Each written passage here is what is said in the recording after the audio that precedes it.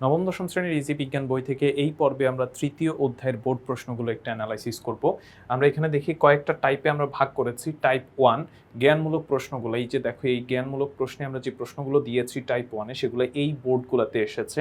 Same type 2-তে আমরা অনুধাবনমূলকের জন্য সংক্ষিপ্ত প্রশ্ন দিয়েছি, সেগুলো এই বোর্ডগুলোতে এসেছে।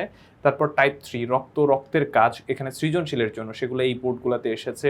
রক্তের কোষ অস্বাভাবিকের অবস্থা, সেটা এই বোর্ডগুলোতে এসেছে। হৃৎপিণ্ড ও হৃদযন্ত্রকে ভালো রাখার উপায়, এটা অনেকগুলো বোর্ডে আসছে। তাহলে এইভাবে আমরা টাইপ ভিত্তিক কোনটা কোন বোর্ডে আসছে সেটা আমরা এখানে উল্লেখ করেছি। এরপর আসলে আমরা সংক্ষিপ্ত প্রশ্নগুলো একটু দেখে রাখি। যে আমার এইখানে প্রথমে দেখো টাইপ 1-এ যে জ্ঞানমূলক প্রশ্নগুলো দেখেছি, এর মধ্যে দেখো এই যে এই প্রশ্নটা, সিরাম কাকে বলে, সিরাম কাকে বলে, এই প্রশ্নটা অনেকবার এসেছে। সিরাম কাকে বলে অনেকবার এসেছে। তারপরে হচ্ছে তোমার এটা কি বলে, রক্ত কাকে বলে, এই যে রক্ত কাকে বলে এই প্রশ্নটা দেখো অনেকবার এসেছে। হার্টবিট বা হৃদস্পন্দন কাকে বলে, এই প্রশ্নটা অনেকবার এসেছে। তারপরে আমরা যদি আরো একটু নিচের দিকে খেয়াল করে দেখি, এখানে আরো অনেকগুলো প্রশ্ন দেওয়া আছে, প্রায় 24টা প্রশ্ন দেওয়া আছে, এবং এই প্রশ্নগুলো কোনটা কোন বোর্ডে আসছে সেই হিসাবে দেওয়া হয়েছে। এখান থেকে বোর্ড দেখে বুঝতে পারতেছো যে কোন প্রশ্নটা খুব ইম্পর্টেন্ট, এটা তোমরা খুব সহজে অ্যানালাইসিস করতে পারবে।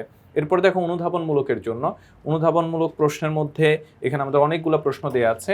এই যে গর্ভবতী মহিলার ক্ষেত্রে RH ফ্যাক্টর গুরুত্বপূর্ণ কেন, এটা ময়মনসিংহ বোর্ড 2025-এ আসছে। এর মধ্যে দেখো এই যে শ্বেত রক্তকণিকা কিভাবে দেহের প্রহরী হিসেবে কাজ করে, এইটা মোটামুটি হচ্ছে তোমার 1, 2, 3, 4, 5টা বোর্ডে আসছে, সুতরাং এই প্রশ্নটা অনেক বেশি গুরুত্বপূর্ণ। তারপরে হচ্ছে এই যে দেখো ডায়াবেটিস রোগে কেন ইনসুলিন ব্যবহার করা হয়, এটা অনেক গুরুত্বপূর্ণ। বা রক্তের গ্রুপ জানা জরুরি কেন, এই প্রশ্নগুলো দেখো অনেকগুলো বোর্ডে আসছে।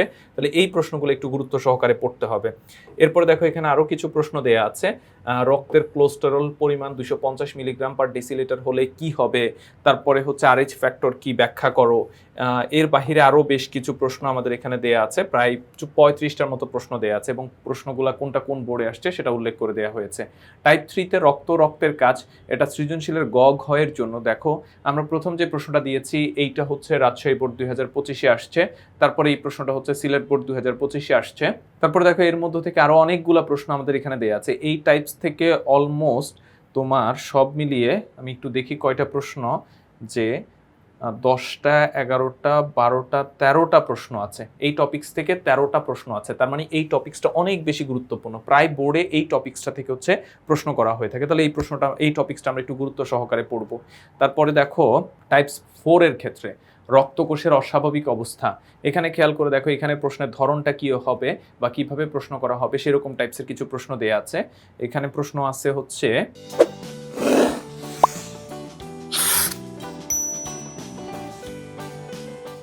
প্রায় 5টা প্রশ্ন। তার মানে এই টপিকসটাও হচ্ছে খুব গুরুত্বপূর্ণ, এই টপিকসটাও গুরুত্বপূর্ণ, এবং এখানে প্রশ্নের ধরনগুলো দেয়া আছে কোন টাইপসের প্রশ্ন করা হয়, যেগুলো যদিও আমরা আমাদের সমাধান ক্লাসে সমাধান করে দেখিয়েছি। তারপর হচ্ছে হৃৎপিণ্ড হৃদযন্ত্রকে ভালো রাখার উপায়, এইটাও কিন্তু একটা গুরুত্বপূর্ণ টপিকস। এখান থেকে দেখো অনেকগুলো প্রশ্ন করা হয়ে থাকে। যে উদ্দীপকের অঙ্গটির গঠন ব্যাখ্যা করো, মানে হৃৎপিণ্ডের গঠন ব্যাখ্যা করতে বলা হয়েছে। তারপরে সেম টাইপসের হচ্ছে প্রশ্ন, উদ্দীপকে কি অঙ্গটি কিভাবে আমাদের দেহকে সচল রাখে, যে 3টা প্রশ্ন আমরা দেখলাম। তারপরে হচ্ছে এখানে আরো প্রশ্ন আছে, এই যে 4টা, 5টা, 7টা, 8টা, 9টা, 10টা, প্রায় 16টা প্রশ্ন আছে, প্রায় 16টা প্রশ্ন আছে হচ্ছে এই হৃৎপিণ্ড থেকে। সুতরাং এই টপিকসটা বুঝতেই পারতেছো, এটা সবচেয়ে মোস্ট ইম্পর্টেন্ট টপিকস আমরা বলতে পারি। এখান থেকে হচ্ছে হৃৎপিণ্ডের গঠন ব্যাখ্যা করো বা হৃৎপিণ্ড কিভাবে আমাদের বডিকে সচল রাখতে পারে সেই বিষয়গুলো আমাদের এখানে আলোচনা করা হয়েছে। তার মানে বুঝতেই পারতেছো এই টপিকসটা অনেক বেশি ভাস্ট ইম্পর্টেন্ট, একটু মনোযোগ দিয়ে এই টপিকসটা পড়তে হবে। তারপরে দেখো হৃৎপিণ্ড, টাইপ 6 হচ্ছে রক্ত সংবহন তন্ত্রের অংশ, হৃৎপিণ্ড, রক্তনালী, ধমনী, শিরা, কৈশিক জালিকা, এই নিয়ে আলোচনা করা হয়েছে। এখানে প্রথম কোশ্চেনটা দেখো, উদ্দীপকের চিত্রে এক্স ও ওয়াই এর কাজ পরস্পর বিপরীতে, যে একটা হচ্ছে ধমনী আর একটা হচ্ছে শিরা, একটা আরেকটার বিপরীত কাজ করে, সেটা আমাদের এখানে ব্যাখ্যা করতে বলা হয়েছে, বা এরকম প্রশ্নগুলো এখান থেকে করা হয়ে থাকে। তারপরে দেখো আরো বেশ কিছু প্রশ্ন এখান থেকে করা হয়েছে। এখান থেকে মোটামুটি আমাদের প্রশ্ন আছে হচ্ছে প্রায় 7টা।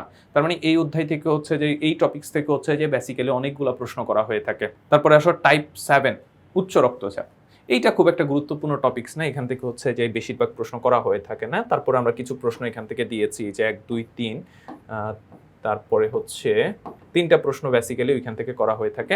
তো আমরা ওই মোটামুটি ধরো ওই টপিক্সটা হচ্ছে ইম্পর্টেন্ট। এরপর হচ্ছে ডায়াবেটিস সম্পর্কে হচ্ছে এখানে ধরো কয়েকটা প্রশ্ন, প্রায় 5টার মতো প্রশ্ন দেয়া আছে সম্ভবত। হ্যাঁ, 5টার মতো প্রশ্ন দেয়া আছে। এই প্রশ্নগুলো হচ্ছে দেখো, কোনোটা হচ্ছে Dhaka board 25, Dinajpur board 25, Comilla board 24, তারপরে বরিশাল বোর্ড 24। এইখান থেকে হচ্ছে মোটামুটি টাইপ প্রশ্ন করা হয়ে থাকে এবং প্রশ্নের ধরনটা কি সেটা তোমরা এই টাইপসের মধ্যেই পড়তে পারবে। তারপরে দেখো টাইপ 9 ব্লাড গ্রুপ এবং RH ফ্যাক্টর, এইটা থেকে মোটামুটি টাইপ প্রশ্ন করা হয়ে থাকে। রিসেন্ট টাইমে এখান থেকে হচ্ছে প্রশ্ন করা হয় না। দেখো লাস্ট প্রশ্ন হচ্ছে ঢাকা বোর্ড 2020-এর প্রশ্ন। তো এইখান থেকে হচ্ছে খুব একটা প্রশ্ন করা হয় না, তারপরেও ভালো প্রিপারেশনের জন্য এই টাইপসটা একটু দেখে যেতে পারো। তো এটা ছিল এই অধ্যায়ের বোর্ড প্রশ্নগুলোর অ্যানালাইসিস। একটু মনোযোগ দিয়ে পড়লেই তোমরা এখান থেকে হচ্ছে যে ভালো করতে পারবে, সেই সাথে হচ্ছে যে অধ্যায়টা সম্পর্কে একটা ভালো ধারণা পাবে। আর এই সাজেশন টাইপস হচ্ছে বোর্ড অ্যানালাইসিসটা যদি পেতে চাও, এটা আমাদের ইজি বিজ্ঞান বইয়ে দেওয়া আছে।